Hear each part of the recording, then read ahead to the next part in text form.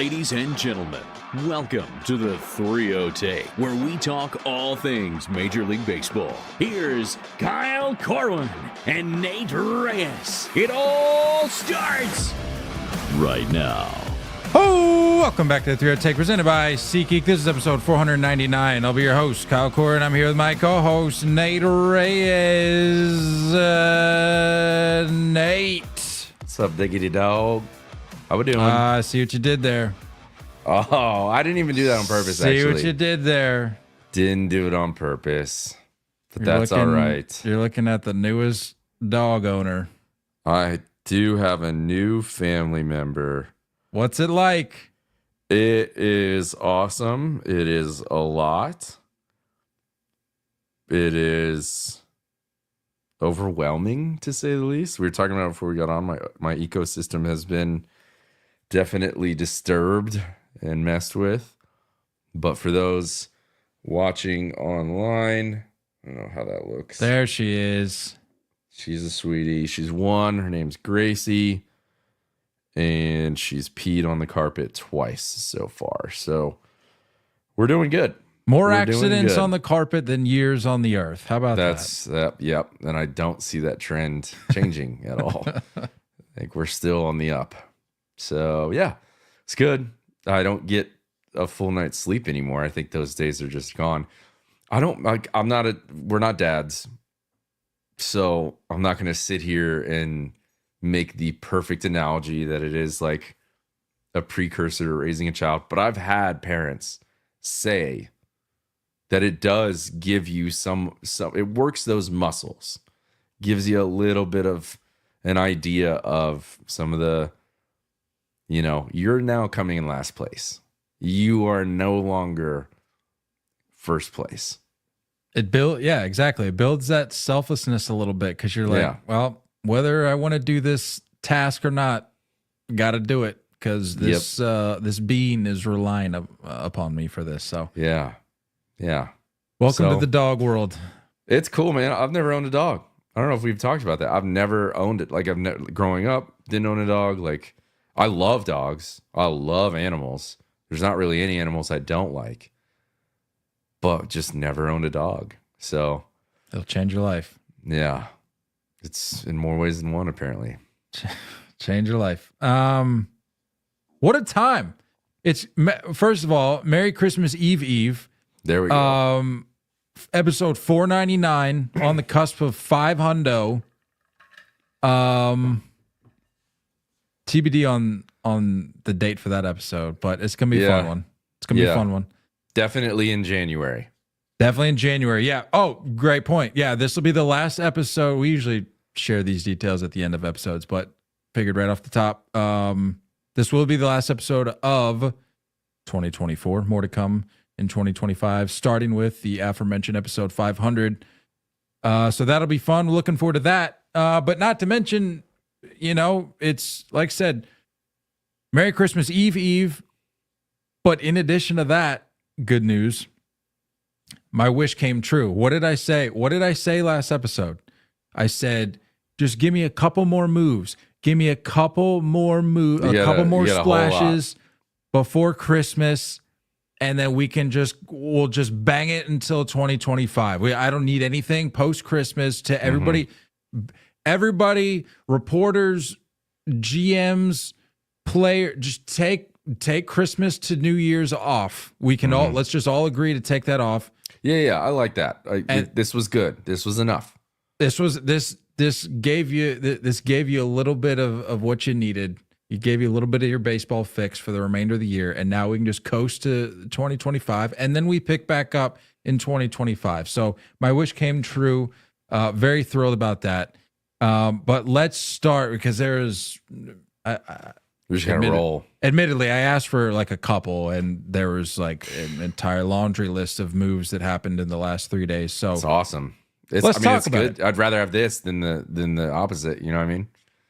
Couldn't agree more. Let's talk about it. Christian Walker and the Houston Astros have agreed to a 3-year, $60 million contract. Look, no disrespect to Christian Walker here, but I think the takeaway here is that this is the end of end of the Bregman era in Houston. Yeah. I think that secures it, because there was a little speculation, like when they moved to get Isak Paredes, like, can he play first and you bring back Bregman? Ooh, tough. Bring back Bregman, and this again just kind of puts a nail into that. Now, obviously, there can be a rotating DH situation, but it feels like it's kind of an end of an era for Bregman over there. So I like the move. I mean, I was looking up a little bit of Christian Walker. I mean, I think of the last 3 years, last year was a little bit of like a somewhat of a down year, just power wise. But you're getting an extremely good first baseman. You're getting a guy who I'd like to say peaked a little late in his career. So maybe you're getting some of that upside there. I'm not going to sit here and say all 3 years are going to be solid. I think it's smart that they didn't commit more. I think 3 years is about right. He's 33. He'll turn 34 next year. So yeah, I mean, it's a solid move. They've been needing a first baseman for what seems like 4 or 5 years now. It's been a little bit of a merry-go-round with the Astros and their slew of first basemen. Jose Abreu, that was a 3-year deal, right? That they signed him to? And that was on paper, like, you like that move. You know what I mean? On paper, you're like, I think that's the right decision. I think they got burned a little bit, but overall, I do like this Christian Walker move. Diamondbacks fans here kind of go back and forth on him. I think there's times where they get a little frustrated with him. What do the strikeout numbers look like? Speaking of look like, if you're not watching online, what am I, 90? If you're not watching on social media, if you're not viewing this program on the interwebs, you're missing out. Go to www.youtube. / 130 strikeouts last year. So you're getting an above average bat and definitely above average defense. So it may be a little streaky, but that's okay. This was one of those guys, though, that as the weather grew colder, if you will, there was an apparent shift in the narrative surrounding him. Like and maybe it's just certainly it's a topic that is brought to people's attention more in the offseason because these deals have to be made. So like you look at things like age, certainly. Yeah. But for some reason, I really didn't hear much talk about Christian Walker's age until probably about a month ago. And then you just really see this narrative. You see this narrative start to shift where it's like, well, is he really worth acquiring to plug the hole for your team at first base? And it's like, we've been doing nothing but praising this guy for months now. Yeah. And then all of a sudden the offseason hits and it's like, well, and Arenado's another one of those guys. And that's a completely different situation. A lot of slander. Different career there. But I'm hearing people being like, yeah, I just simply do not want Nolan Arenado on my team. And I'm like, gets a lot worse. I'll take like a 40% Nolan Arenado in certain situations over fill in the blank for whatever team you're talking about. So there's just been some narrative shifts taking place over the last, call it, month or two that Christian Walker's included in. So just interesting to see how it panned out, but good for him. Like I said, 3-year, $60 million, quite a nice payday for Mr. Walker. Bregman, I mean, give me quick 3-team. For me, it's still, I think the Yankees are out. I'm going to go ahead and I'm going to say they're out. Like monetarily, I don't think they're in the Bregman camp. Well, you have to think that they're going to end up with what, Bregman or Nolan, right? I kind of have to. We'll get into it. I think the Goldie conversation changes the Nolan conversation. But yeah, I mean, I think it's coming via trade. I don't think there's going to be another free agent signing from the Yankees. So Boston it makes a lot of sense. It really does. I've already mentally Detroit. prepared. True. I've already mentally prepared myself for him to end up in Boston, and I'm full transparency. I'm okay with it now. Like I'm at a point. It's a more natural fit clubhouse wise. Like and there's and some clashing in the Yankees that. Oh, sure. Yeah, no doubt. But we've talked about it. And I've said this many times. I respect, do I appreciate what Bregman was a part of back in the scandal days? Absolutely not. Everybody knows this. Most people agree. What I do respect about Bregman, though, is he wore it. While other guys on that team, namely Carlos Correa, and maybe one or two other guys, where they were, trying to skirt it, trying to dance around any sort of repercussions or blowback. Bregman wore it. He's, if he takes one between the numbers on the back, he wore it. He's not going. He's not going to run his mouth. He understands. That's true. He understands the ramifications. Yeah, he understands the ramifications of what happened and his team's actions. And like I said, I don't appreciate what they did, but I appreciate the way he responded as a result. So, like I said, I'm fully prepared mentally. I'm okay with it if he ends up in Boston. Speaking of trades, you mentioned trades. The Guardians traded their first baseman, talking about first baseman, Josh Naylor, to the D-backs.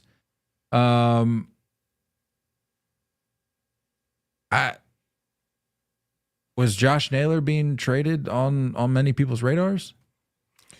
I don't know. I mean, look, I got to be honest. I think majority of baseball followers are struggle to put a real knowledge or prediction with the Cleveland Guardians. Like they just operate differently. I don't know if it's just me.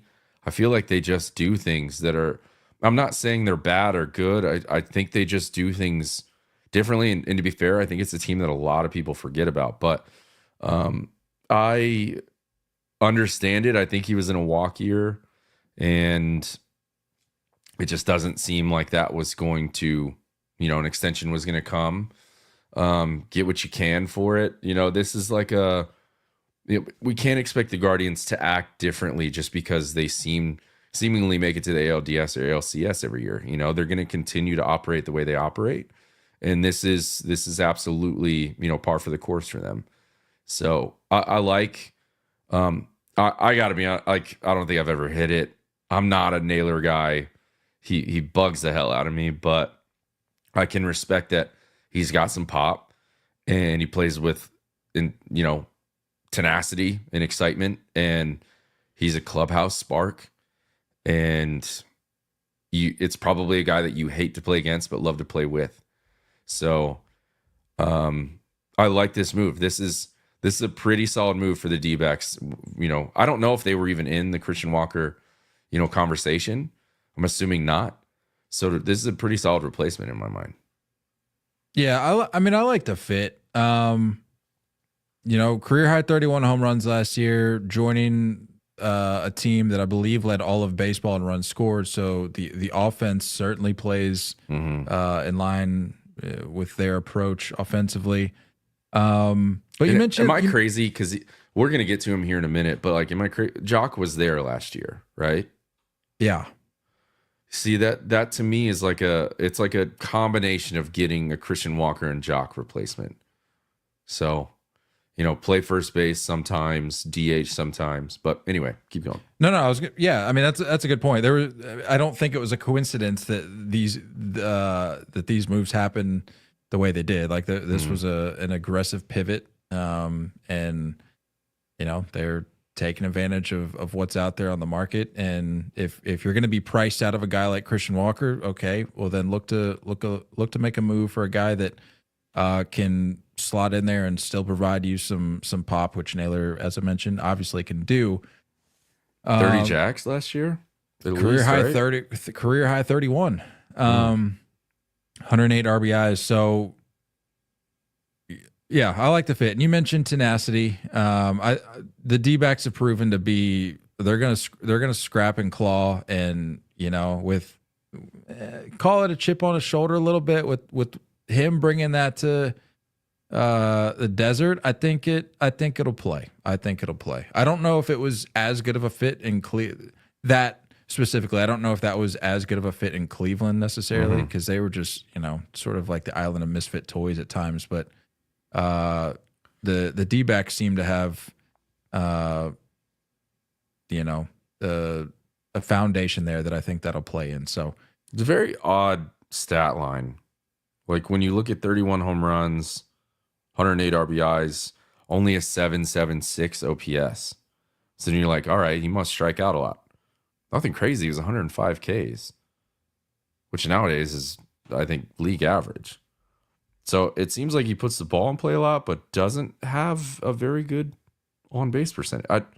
It's strange. But, hey, you do you, man. You do you. I don't know how the defense plays. I think it's, I would guess, league average or something. It's not ideal. Below. Yeah. It's certainly not above league average. So that's interesting. That's an interesting change of pace, considering, you do have a fairly athletic, but a fairly young infield. So, not having Christian Walker there, what does that do to your defense? And we're talking about a team who, like, they kind of pride themselves on being fundamentally solid. So I wonder how often he DHs and how often he plays first. Speaking of the Guardians, they brought back Carlos Santana for what, the third time? That's crazy, because he started there as a catcher. Yeah, back in the day for us oldies. Third time back in Cleveland. What was the deal for? 1 year deal, right? Wasn't it like over? Am I crazy? Wasn't it like 10 million or something? Let me see. Yeah, it was 1 year deal. Sorry, I know I do see a lot. No, it's all right. I should know this. I usually have this information on deck. He's getting paid more than last year. 12 million, I believe. Yeah.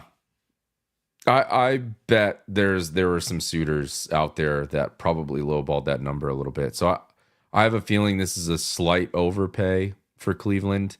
But you're talking about a fan favorite. You're talking about a great vet, dude. And he just doesn't seem to stop hitting. Like, he just keeps hitting.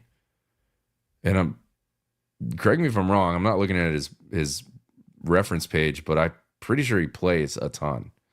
So he won a Gold Glove last year. We talked about this. Remember, it was his first career Gold Glove. This ain't a bad get, dude. This really isn't a bad get. I think it's a slight overpay, but nothing crazy.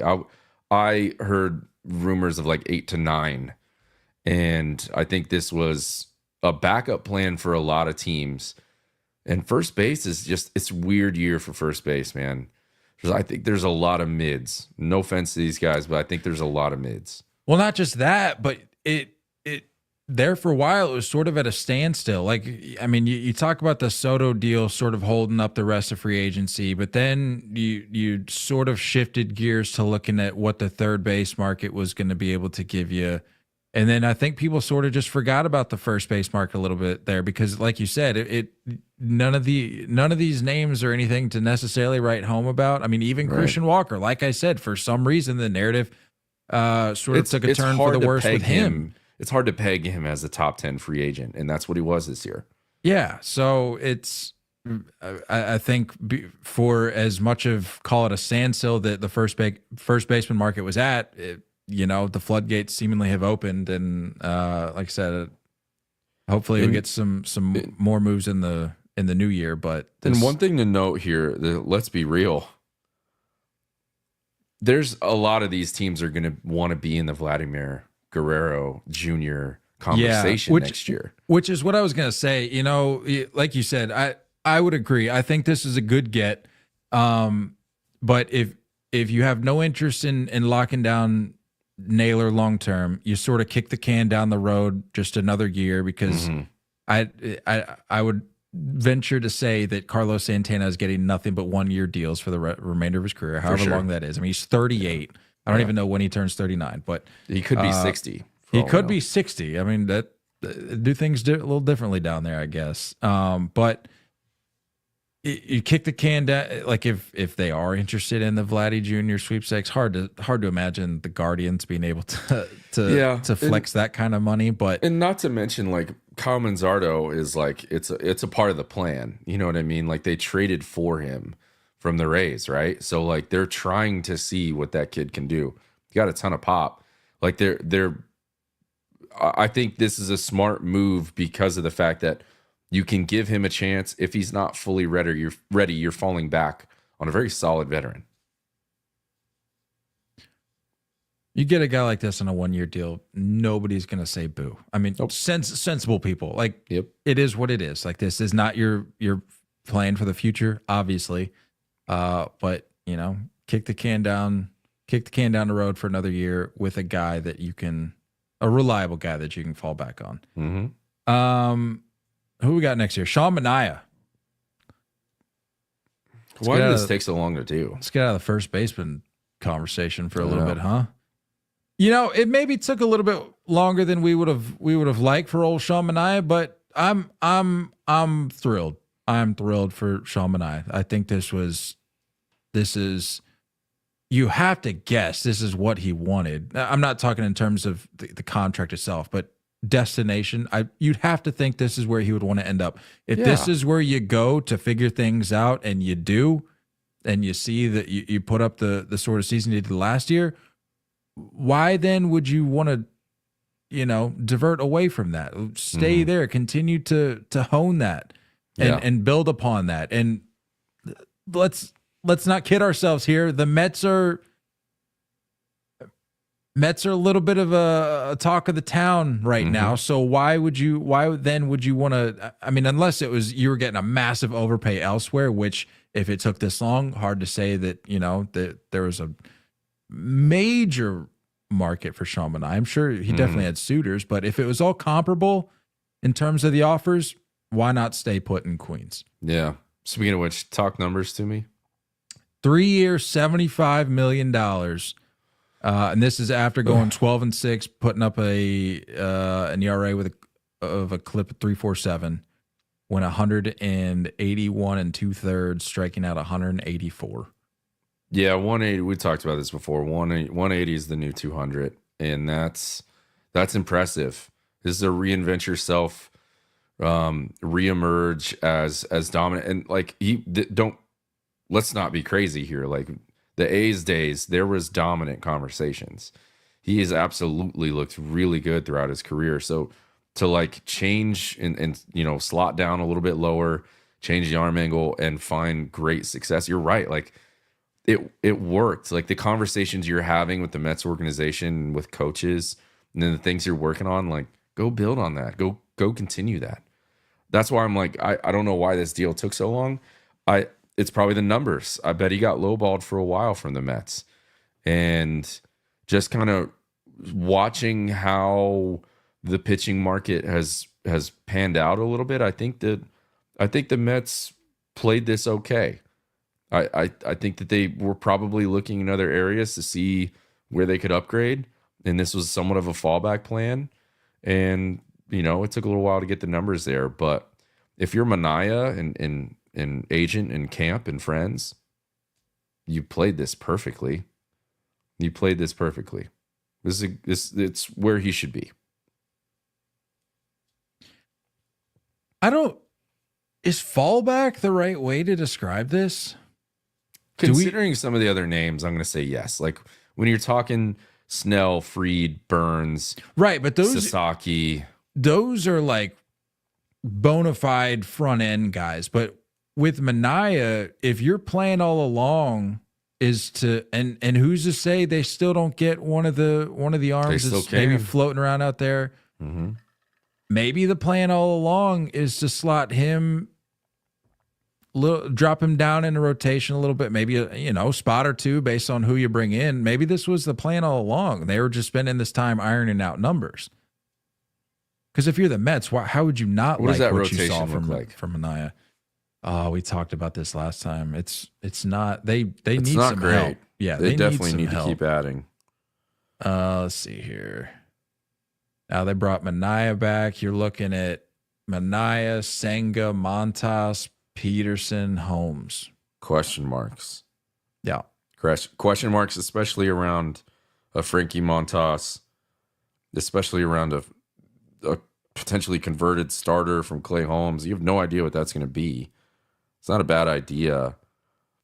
They've just kind of surprised me a little bit with how they're acting. I didn't think that their lineup needed a ton after Juan Soto. So it's like, why aren't you being really aggressive with either Pete Alonso or the starting market? So I got nothing against Manaea. I don't see him as anything higher than a number 3 in the rotation. Probably ends up as like a borderline 4 or 5 guy by the end of this contract. Well, if they don't go out and get anybody, he could be your number 2. And that's not good. That's not good enough. That's not good enough. That's what happens when you spend nearly $1 billion on Juan Soto. You kind of forget about the rest of your team. They have been sitting a little. They've been quiet, huh? They've been quieter than I thought. They've made more moves than some. Yeah. Oh, Like, yeah. Well, I think there's 9 teams that have not done anything as far as signing a free agent. Something like that. 7, 9 teams. I saw a tweet earlier that was like, that's crazy. Anyway. I wouldn't be surprised. Like you kind of forget about those teams. You're like, all right, if you're going to be childish, we're going to pay attention to teams that are actually willing to improve themselves. And I think the Mets have shown that they're willing to do that. So props to the Mets. Let's talk. The aforementioned Jock Peterson and the Texas Rangers have agreed on a 2-year, $37 million contract. Has an opt-out after the first year. As we mentioned, spent the last year exclusively as a DH in Arizona. He is 32 years old and put up 23 homers with 64 RBIs last year. I mean, yeah, that's what he is. You know what I mean? Like, good clubhouse guy, bona fide 20 home runs. Chalk it up, you know? You can almost write it in permanent marker. And let's just get it. Well, I mean, unless you have other thoughts on Jock, I figure we just get it out of the way. Nathaniel Lowe being shipped out, sort of in response to bringing in, well, certainly in response to bringing Jake Berger in earlier this offseason. But as it stands right now, I mean, you're looking at, you could certainly play around with it a little bit. You're looking at Semien, Seager, Langford, Peterson, Garcia, Young, Carter, Berger, Heim. I don't hate that lineup. I don't hate it either. Especially when you have a Jock. I mean, same thing with Berger, by the way. I don't think he gets enough love. That guy's a walking 25 home runs too. And he was doing that in Miami. You know? Just wait till he gets to Texas. You're going to see that number jump. So when you're talking about guys like that hitting 6, 7, maybe even 8 in your lineup, okay. 34 homers in 2023, 29 in 2024. Berger, that is. Mm-hmm. Yeah. How do you feel about Lowe in Washington? Just change the scenery. See if we can get back to what you were doing. Yeah, I mean the Nationals are good at doing that. Like they'll identify a guy, and it's probably not the best comparison, but a guy that comes to mind for me is like Kyle Schwarber. You go out and get a guy like Kyle Schwarber. Again, not putting those two in the same camp, but like you turn it into, you milk it for what it's worth. You get the value. You ship them. If you're really interested, you sign the guy. But it's that was a pretty low risk move, I guess. Is that was it Woods? Wood? Yeah. Which one? James Wood.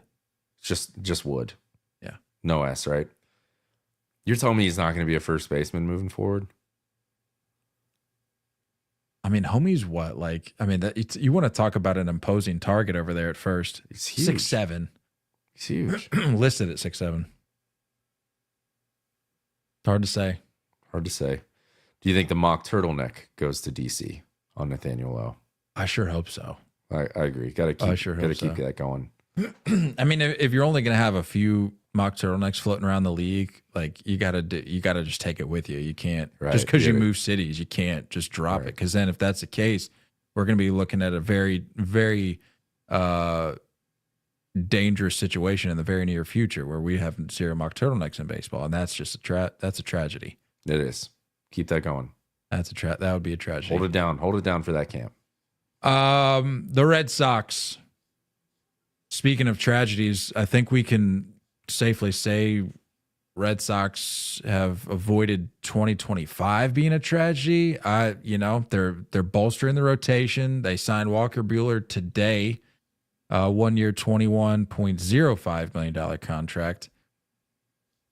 And then they also added Patrick Sandoval, who will be out until the second half.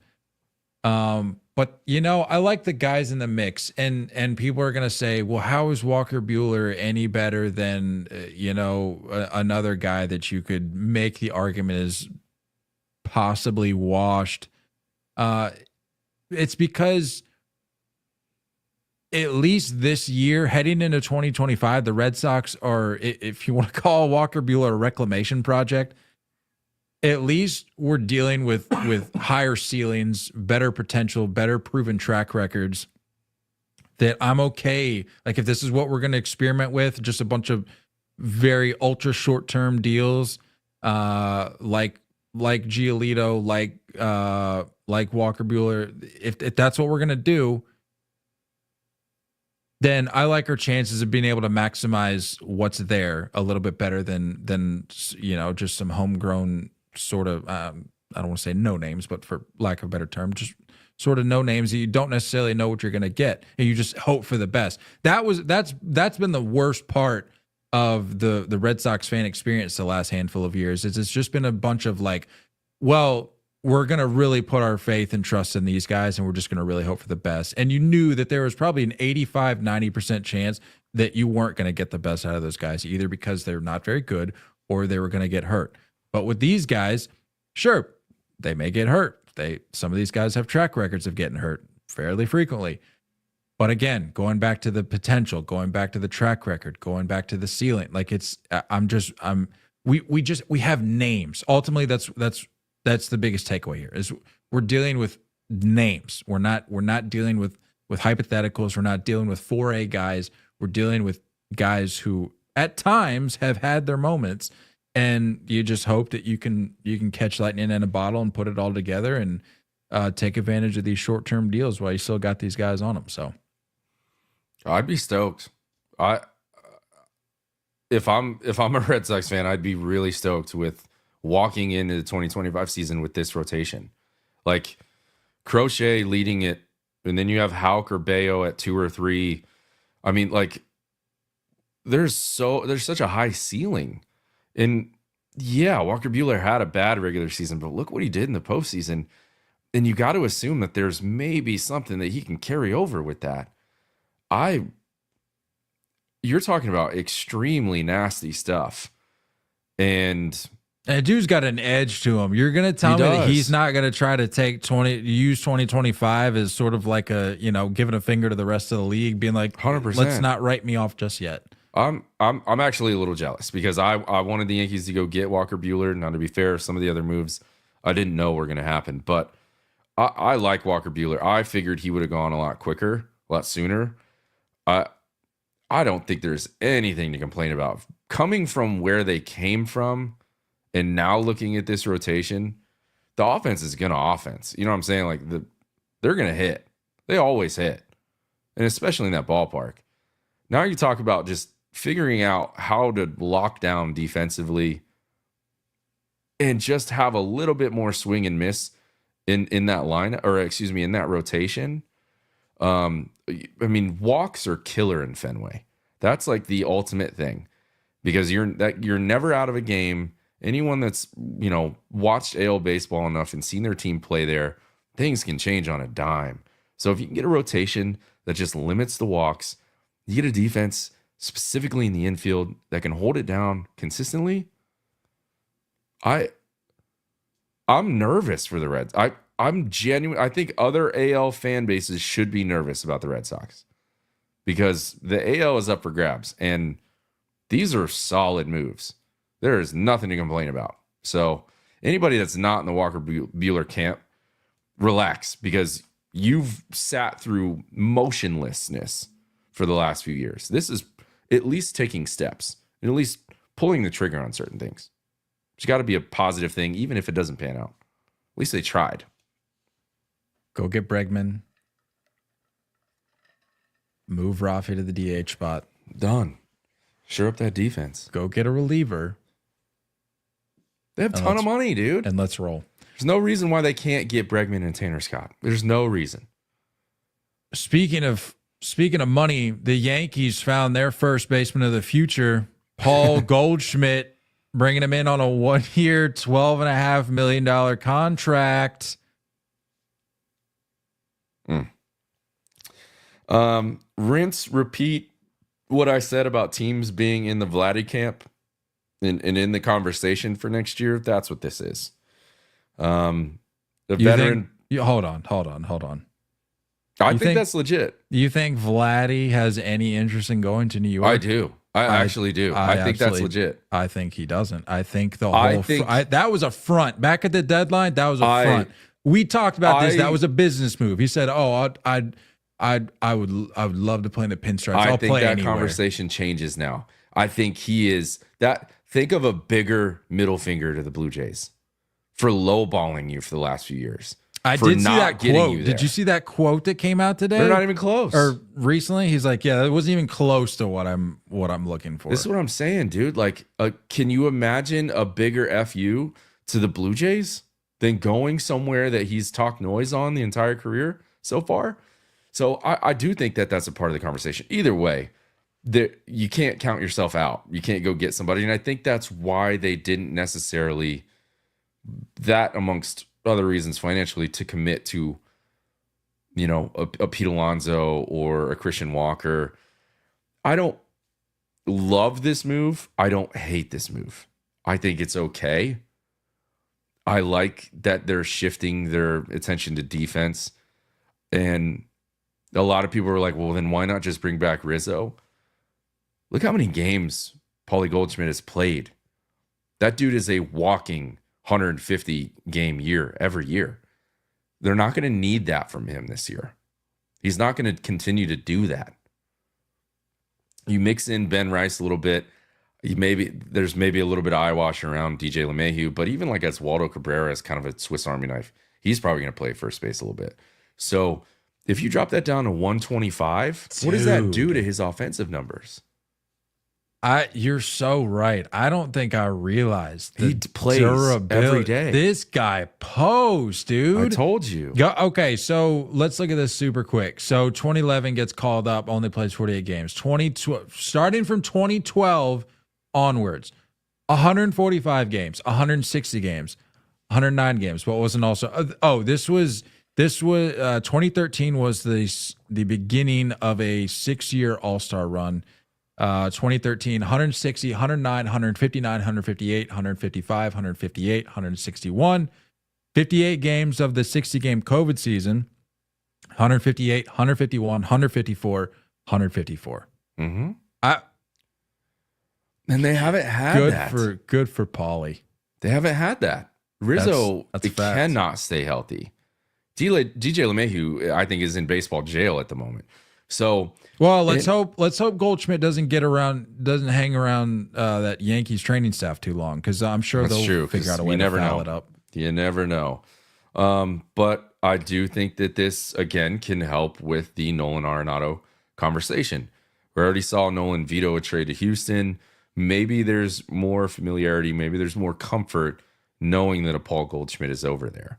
And again, I've said this before. The Yankees, I think, they're noticing, they're aware that they were embarrassed on the biggest stage. and they've really shifted their mentality. And yeah, if you guys want to sit here and kind of talk noise about this is what you do to replace Soto, we already talked about how many holes they had to fill. And it wasn't just a bat. A lot of problems on this team. And they've turned it into, I'm happy with this offseason. I am. Are they better than last year? I don't know. I mean, I'm not going to sit here and say that you're better after losing Juan Soto. But I am going to sit here and say that those holes were kind of in a blind spot to a lot of people and a lot of fans because of what Judge and Soto were able to do. And then it showed up in the biggest stage, and you're like, this is what I've been telling you. This is what Yankee fans has been telling you to do. So it's a smart move. And this means it kind of solidifies Bellinger being in center. So and it's nothing. It's 1 year. Whatever. Who cares? This is a Carlos Santana deal. Big deal if it doesn't work out. You know, you can still look elsewhere at the deadline. Yankee legend Paul Goldschmidt. This is gonna be one of those names where you're like, when their career ends and you're like looking at their entire reference page, you're like, oh, he was in New York for a bit. Now let's just hope it's not as bad as Randy Johnson, because he does give me that kind of. He goes to work, man. Bill, and you don't hear him in the spotlight very often, so it's going to be interesting. Well, you could take that one of two ways. You could take that multiple ways. Yeah. But before we move on, cue it up, buddy. Oh!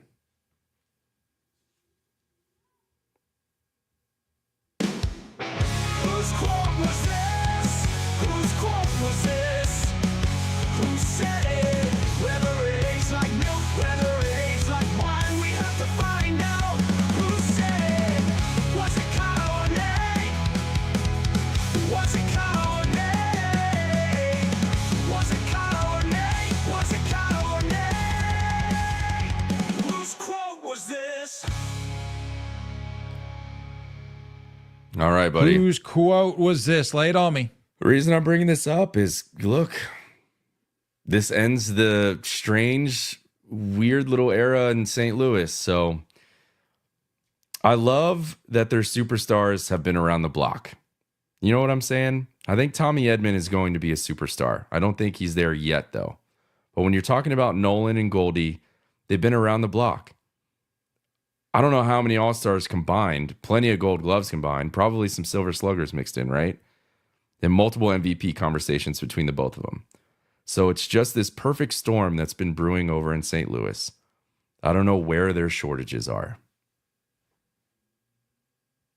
Give me the info of that quote. This is episode 290, June 20th of 2022. That's a Nate quote. Yes, sir. That's a Nate quote. Yep. Yep. Play it. Yeah, that sounds like when in your eyes, when all the pieces sort of fall into place, that's very much like an optimistic sounding I don't Nate know if I'm quote. that way anymore. Yeah. I don't I think I don't know. times have changed. But look, I mean, like Paulie being gone, Tommy Edman being gone, potentially Nolan Arenado being gone. Nolan Arenado's gone. He's gone. This is chalked up as like a pretty big failure of an era in St. Louis. Disappointment for sure. This is rough, and such a good fan base. So, I mean, it sucks to see. And I'm curious on where they go from here if they do move on. Speaking of wondering where a team is going to go, I was sort of wondering there for a minute if the Phillies were going to go anywhere, do anything this offseason of note. And quite honestly, I don't know if this move necessarily scratches that itch for me. A little bit for sure. But this offseason has not given me the Davey D vibes that I think we were hoping for. Don't know if they're asleep at the wheel, what's going on, but the Phillies acquire Jesus Luzardo from the Marlins. I know I said all that I said all that just to simply say that at a certain point, I think when the Luzardo trade rumors were starting to build, I kind of wanted him in Boston, if I'm being honest with you. I want him in New York, so I get it. But not to talk out of both sides of my mouth here, but this just isn't a move that I like. I'm sort of reading the room with Phillies fans, and they're like, "Okay, sick. What else? What else we got? Like, what have we really done? What have we really done?" And the answer is essentially, when you think about what Dave Dombrowski's capable of doing, the answer is essentially nothing. But you add. You talk ceiling, you talk potential, like we were earlier. This is a good ad. I'm not gonna knock him for this. Like I said, I wanted him in Boston, so Yeah. Good for the Phillies for the very least doing something. Look, I mean, we've gone through this extensively. They really backed themselves into a corner. And again, when you don't have a ring during this chapter and the names and contracts that you're committed to, you get desperate. And then when you're, tied one hand behind your back because of salary, it's like there's only so much you can do. There's only so much you can go get. And there's only so much you can offer when it comes to trades. Luckily, they do have a good rotation to where he's not a make it or break it kind of guy. And it is a buy low situation. It's just crazy to see like how things have changed with Miami. I think they really kind of pooped the bed here of not getting rid of him in the hype of 2023 at the deadline. That was the time to maximize, and they didn't. And now you're getting, what was it, a number 4 prospect and a number 23 prospect or something. Like you were asking for too much. This is just continues the trend of mismanagement in Miami, but they were over asking at the deadline. They decided to not make a move. And, then he comes out last year and only makes 12 starts. It's, again, it is a buy low situation. We've seen good things from him. Overall,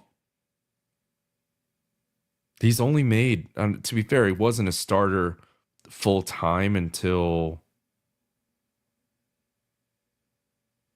looks like 2021.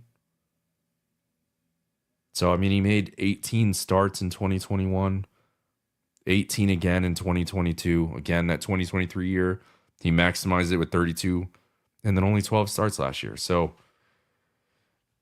you're getting a guy that will likely not be around the whole year. It wasn't around the end of last year when I need him in fantasy. Unfortunately, it didn't really matter. I still ended up winning the league, but I was not pleased with Jesus Luzardo just kicking the can around. Oh, is he going to come back? Is he not? And then ultimately, I think miss the rest of the year if I'm not mistaken. But not happy with him. But when he's healthy. I'm sick of asking that, or I'm sick of providing that disclaimer. But it is a part of the equation. Like he has to be healthy, and the stuff is there. But again, just a botched job from Miami, not maximizing, the timing and not recognizing properly on when to move on from a guy. Speaking of moving on, the Athletics have moved on to a team, it seems, that is inclined to spending a little bit of money, whether or not it's because they have to avoid grievance. That's not for me to decide. It is. Yeah, absolutely. But they have added Gio Urshela on a 1-year, $2.15 million contract. I'm really going to call me out on this if you ever see me misspeak about a contract number like that. If it's like in this example, if it's a 215 and I'm just like a $2 million deal, call me out on it, because you really got to stop and think. It may not sound like much. That's like 12 million to them. No, but I'm saying, would you be pleased, or would you be happy if somebody walked up and said, "I'll give you $0.15 million"? Absolutely. Yeah, I think you'd be thrilled. So I don't want to shortchange these guys. So call me out on that if you see me shortchanging these guys, because $0.15 million is, I would gladly take $0.15 million. Yeah. But yeah, the A's have added yet another name. You know more about this guy than I would. Is this just a warm body situation? Kinda.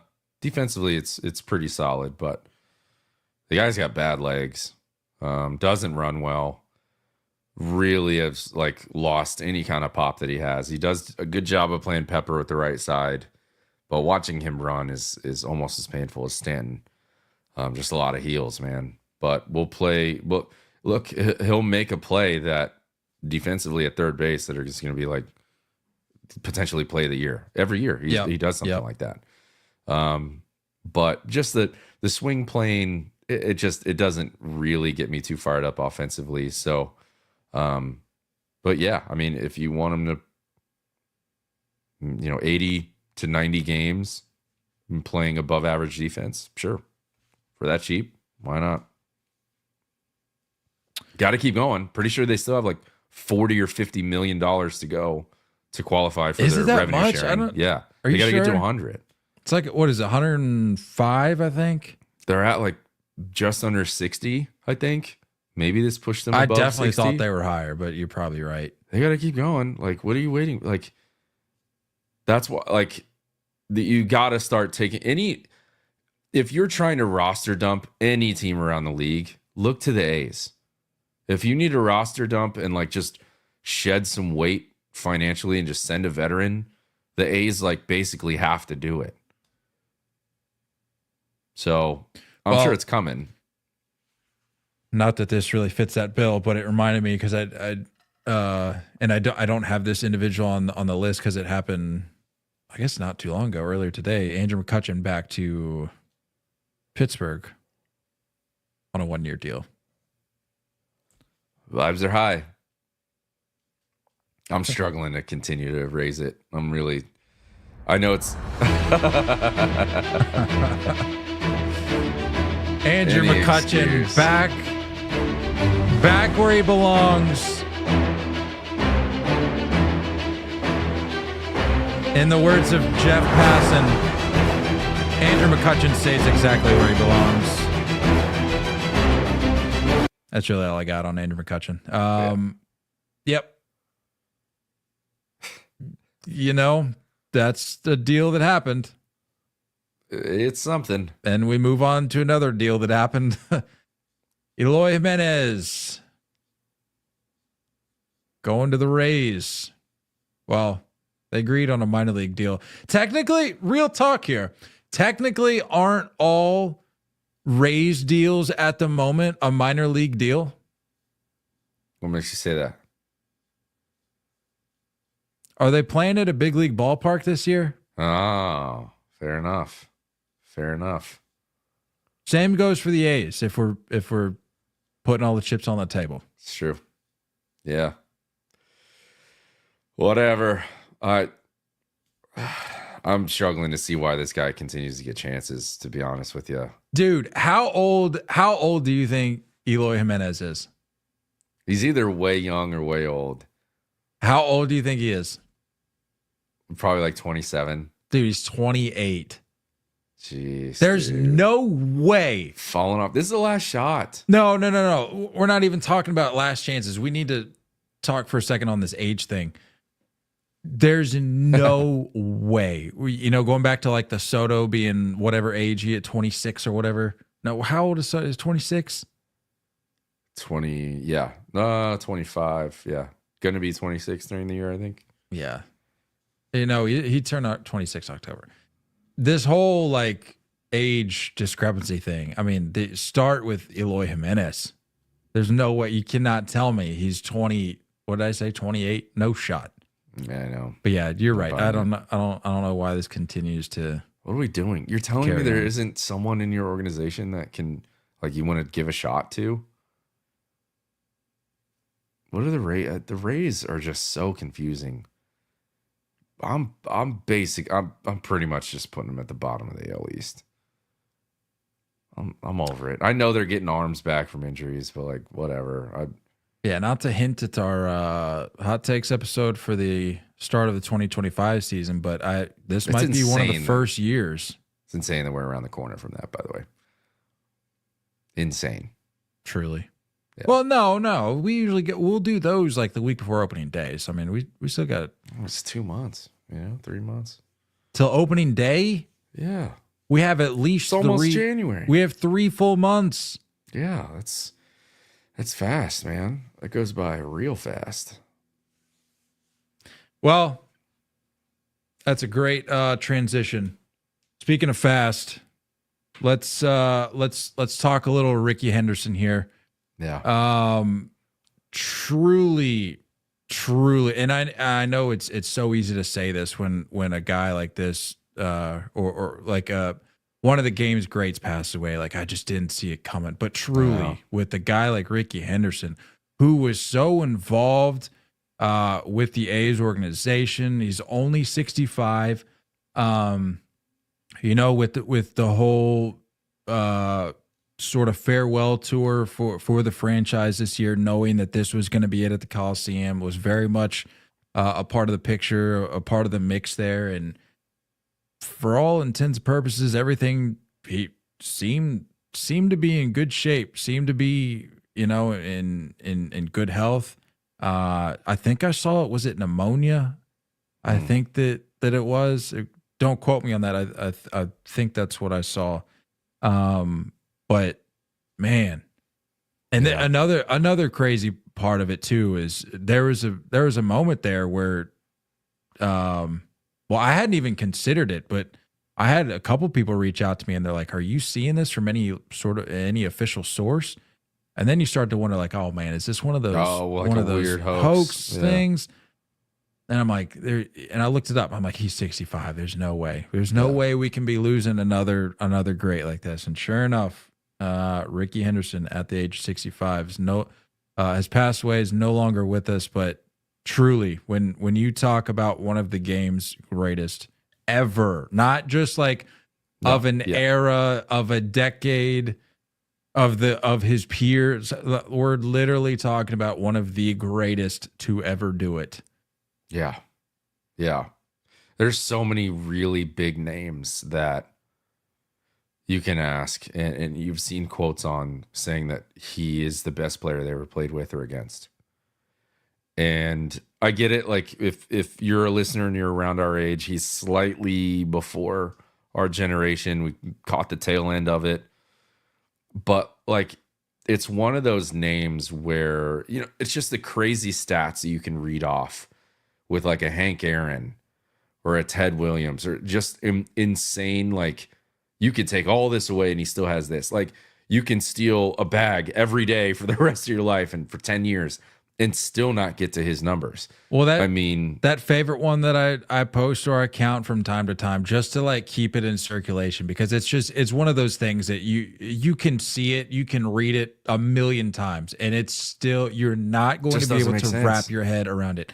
If a player stole 50 bases a season, 50 bases a season, you saw. We celebrate now. We celebrate, and you saw the fanfare that came. And I know different circumstances with Shohei's situation, but like you saw like 50 bases, 50 bags. That's a lot. Mm-hmm. For Rickey Henderson, if a player stole 50 bases a season for 28 years, 28 years, nobody's playing for 28 years. Yeah. And if they did, they're certainly not stealing 50 bags. If you stole 50 bags for 28 years, Rickey Henderson would still have more. That's insanity. It's ridiculous. Like, what did I just say? Like, what am I reading? That doesn't even compute. Yeah. It's and incredible. Not to mention, he was, which is another one of my favorite Rickey Henderson stats. He was the all-time leader in steals for more of his career than not. Does that make sense? Yeah. Like, for more of his career, more years. He spent more years of his career as the all-time leader in steals than not. That's just crazy. goodness. One of the best. And then you look Stole at them. over 100 bags 3 times in his career. Well, yeah, well, 30. 100 plus. Yeah, he had 100 in 1980, 130 in 82, and 108 in 83. But then, let's not forget, at age 39 with the A's, stole 66 bags, led all of baseball at age 39, and then went on to the following 2 years at age 40 and 41, respectively, to steal 37 and 36 bags. And almost a 300 home run guy, too, which is crazy. Only 66 triples. It's almost like I feel like he didn't want to get triples so he could steal Absolutely. it. You know what I mean? Like, I'm going to shut it down at second so I can swipe third. It's just one of the all-time greats. Like you said, super, super sad to that sometimes he kind of falls out of the conversation of dominance when we run through the legends. But we got to remember that it's not going to happen again. You can change all the rules you want.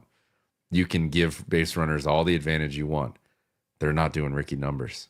It's not going to happen. Just absolutely incredible. I was sad. I was very surprised to see it come through my notifications. Just a big name, man. And absolutely when we talk about like showmanship a little bit, I was and just about to say, we talk about like bat flipping and like that guy pimped everything and absolutely had the jersey pop after he went like that guy was unbelievable. And unfortunately, I think we're just a little removed from understanding that like there's always been swag in this game. And exactly, he is the definition of it. One of the catalysts, maybe some would argue the catalyst for swagger in baseball. Not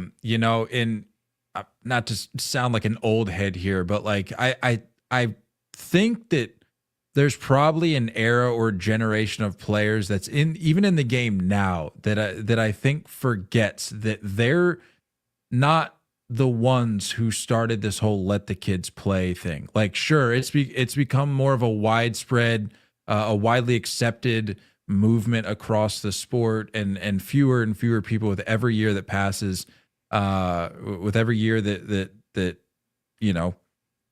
passes, that it's becoming more accepted. Mm-hmm. But that didn't mean that it wasn't. It was still happening. It was still happening years and years ago. Just been removed from it. It was just met with a lot more criticism, a lot more heat, but like it did not change the fact that Rickey Henderson was going to do what he did, and that was play his game. But also he earned it. You know what I mean? There's a lot of guys we see that play today that like, they haven't done that. They haven't done it enough. They haven't been consistent enough to act the way they act. He did. It's crazy. He was able to do whatever he wants. And the whole talking in third person thing that he did was wild. Just a wild, awesome, amazing. Like I'm so sad, man. That's such an impactful name. Such a great baseball player. And I don't know much about him as a guy, but teammates seem to love him, seem to be happy with family at home. So yeah. Rest in peace to one of the greatest to ever do it, Rickey Henderson. I did have one last thing here. If you got some time, you want to run through. It is the holiday season. Yeah, 'tis the season. It's, as I mentioned, Christmas Eve, and we also are on the cusp of New Year's, as I mentioned earlier. So I texted you today. Wanted to bring it back because I thought back on last year, and I think we got away from doing it last year, but we did it the year prior. And I think it's just something that, like, for as long as we do this, I want to make sure we get this in there. A little bit of like a New Year's resolution thing. And I know we haven't even hit Christmas yet. So like, if you want to call this like a Christmas wish list for next year, whatever Christmas twist you want to put on it, whatever. But as I mentioned, last episode for us of 2024. So sort of putting a bow on it, looking ahead to what 2025 hopefully has in store for us. You got some things you're hoping happen in 2025? I got some things.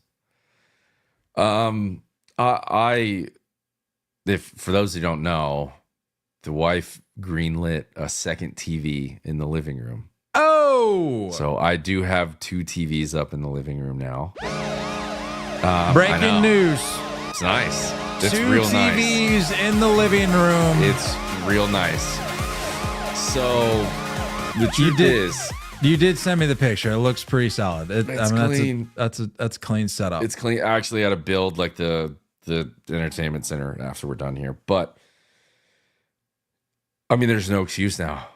I'm going to genuinely watch more baseball games than I ever have in my entire life. Dude. I will keep track if you want me to. We are okay. This is fun. Number 1 on my list. More games in a year than any year before. How that's going to happen? Could it be watching? Could it be going? That's still to be decided, still to be determined. But Sure. I'm with you on that. Let's put a pin in that. Let's come back to that in I think we should 2025. like track it like a weekly or monthly thing and I like see where that. our numbers are at. Let's put it. Yeah, let's revisit that. That's But fun. I mean, there's no reason why I can't have games rolling on that thing. And it's like it. I love it. For those who maybe are looking to have this conversation with their wife, and you need a little ammo. Say, look, babe, like we can watch whatever you want. I gave my wife the new TV, and she has the sound. So the left TV is the old TV, always on mute, always have a game on. It's been fantastic. It's ended a lot of size. It's ended a lot of backlash. It's just a part of it. Now, you got to sacrifice some things. So be willing to make that offer. Be willing to make that trade. Good luck. Let me know if you need pictures. Let me know if you need somebody to hang them. Your boy is a handyman now. I've nailed it. It's perfect. Anyway. I believe it. Anyway, what you got? I got the TV up on the wall like a few weeks back, but I didn't do the whole like super clean mounting. Like there's 2 cables that kind of drop, but Sure. from the bottom of the TV to the entertainment center, it's maybe like a foot. So I'm like, I'm not ripping up You this get that whole like wall stripping, like white I'm cable stripping thing. not. I concerned about have. it. I'm lucky that the wall has like a little channel that I can feed the cords through, Sure. and they'll pop down lower. So lucked out. This one I've already mentioned, but I wanted to get it in. I wanted to put it out there in an official capacity. Okay. So I can hold myself accountable, and you and the listeners can hold me accountable. Learning to keep book in 2025. And we got something a little fun something planned for next season We do. for that. So we do. I'm genuinely like it's rare for me to say that I'm genuinely looking forward to something, but this little thing we got planned for that, I'm genuinely looking forward to that. I think that's gonna be we're gonna have fun with that. We're gonna make it Perfect. we're gonna make that a nice little project, little campaign. I like that. Looking forward to that. What do you got? Simple, super simple. You can hate on it if you want, but I'm going for realistic here. I just want to see a new ballpark. Just want to go to a new ballpark. Nice. I don't know where that's going to be. I don't know how that's going to look. But maybe take the wife, go see something, go do a little something. Well, let's run through real quick. First of all, give me your short list of parks that you have yet to see that you want to see. I mean, no offense, I have no desire to go to San Francisco, but it's a ballpark that's unmatched. So maybe that's something I just got to deal with. Seattle, for sure, up there. I feel like you gotta catch it during the summertime though. And I'd probably say Philly, but again, like this, it's gonna fall back on potentially like a postseason plan. Maybe we run that back. We didn't do it this year. Maybe it's every other year for us. We are going to Truist, but I've been there. Just not a new one. But yeah, I need to see a new park, man. I didn't get out. I went to a couple games. Dang, dude. Did I only go to one game this year? Yeah. I went to one game. I'm probably close to that. Like I went to a few, more than a few, but a depressing amount for as much as I claim to love going to baseball games. So that's sort of why I added that this year. I was like, we need to just totally flip this on its head and get to more than we've ever been to. Maybe like I hate to say it, a lot of my decisions are wrapped around food in the plan. Maybe I get out to Kansas City, get some real badass barbecue, see a pretty decent park, Beautiful park. see a friend of the pod, See a friend of the pod. sit out by the fountains. I think that might have to be in play. I like it. Are we both too deep on our list? Too deep. Didn't you start the list, or did I start the list? Oh, you haven't said your second. I'm sorry. Yeah, learn to keep book. Oh, yeah. All right. Hit me with 3. Oh, wait, so that was your third one. That was my second. Okay, my third one. This is interesting, and I'll admit, I think it pairs very well with my first resolution for 2025 of going to more games, or going to more games in a year. That I still need to clarify that. I need to figure out which route I want to take for that, or if we're going a combined route, attending. Okay. My number 3, in no particular order, but my third resolution for 2025 is make a non-baseball fan a baseball fan. That's great. You like that one? I was proud of that one. Forward. I was Good proud of for that you. one. So I'm gonna have to identify. I'm gonna have to identify somebody in my circle, or maybe even go outside of my circle a little bit, and Or branch out maybe. make a new connection there and say, hey, let's bond over this. Yeah. Let me show you all the good things that you're missing out on. Perfect. And I challenge, I challenge people watching, people listening to do the same. Like, if every baseball fan picks somebody in their life who's not a baseball fan and made them a baseball fan, just think of how great things would be. Yeah. I like it. Mine's more of like a physical accomplishment. Swing a bat or field a ground ball at some point this year, dude. Let's go. Get my fat ass out on the field and just try to do something. Dude, that's still somewhat athletic. Let's do something. I don't know what it would be. I can't do a men's league. I'm out. That's done. That stage of my life is fully out. For sure. I'm no interest in softball either. So agreed. Yeah, I'm with you on that. I don't want to play softball. Baseball, I might have to just get a tee and let Paige just whack at some ground balls, dude, and see what I still got. I've had Meredith hit me ground balls before, and you would have thought that it was coming off the bat of like Albert Pujols, the way that I was getting to balls so slowly. It was embarrassing.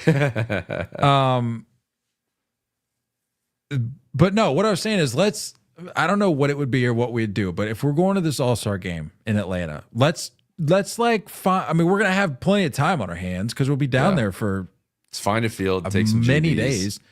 Find a field. Maybe there'll be other people down there we can link up with and just spend a day at the old. That's a good idea. Ball field. If we have any like listeners or fans like are gonna be in Atlanta for the All-Star game / Home Run Derby, maybe we link up. I don't really want to buy a bucket of balls. Maybe we could. Maybe we buy a bucket of balls and like donate it to a high school or something. That's a good idea. And then just take some GBs down there. I'm not flying with spikes though. I don't even have spikes anymore. Do you? I got spikes from the Sunday league I was in not too long ago, but I can't. I mean, I probably always will have a pair of spikes until I'm probably 60, because you just never know. Sure. I used them at the Thanksgiving Turkey Bowl for our church this past Thanksgiving. That's big time. You gotta have a set of spikes on hand at least. But all right, that was good. I like that. That's solid, right? We got our resolutions. I think these are actual realistic goals. I think these are very obtainable. I'm a fan. I'm glad we did this. I'm glad we got it out there in an official capacity, and I'm looking forward to seeing these boxes get checked. That brings us to the end of our episode. Nate, everyone listening, have a Merry Christmas, Happy Hanukkah, Happy Kwanzaa. Yeah. Whatever you're doing out there this week, and have a Happy New Year. Again, to reiterate, this will be our last episode of the 2024 year. It's been fun. We thank you all for listening, for watching, for supporting, for tagging along. We got some exciting things in store, again, starting with episode 500 to kick off the year, and got a little bit of an announcement that sort of partners with that we'll be launching at the start of the year, most likely. A little TBD on that, but keep your eyes peeled. But ultimately, thank you all for another year in the books. The official season ended a couple months ago, but we like to sort of wrap up the calendar year as well, because now we can officially look forward to the new year, the new season, and all that will entail. So we are looking forward to it. Good speech, Poppy. Oh, Merry Christmas. Happy Christmas to any Brits out there. I think that's what they say over there across the pond. And happy anniversary, pal. Hey, thank you. Yeah. 5 years, man. It goes fast. That's insane. That's crazy, actually. 5 years. That's actually crazy. Wow. New Year's Eve. Crazy. I love it. Well, you guys know the drill. Doesn't matter if it's this year or next year. Don't go chasing curveballs. We love you all, and as always, looking forward to talking more baseball with you guys soon. Until next time, stay filthy.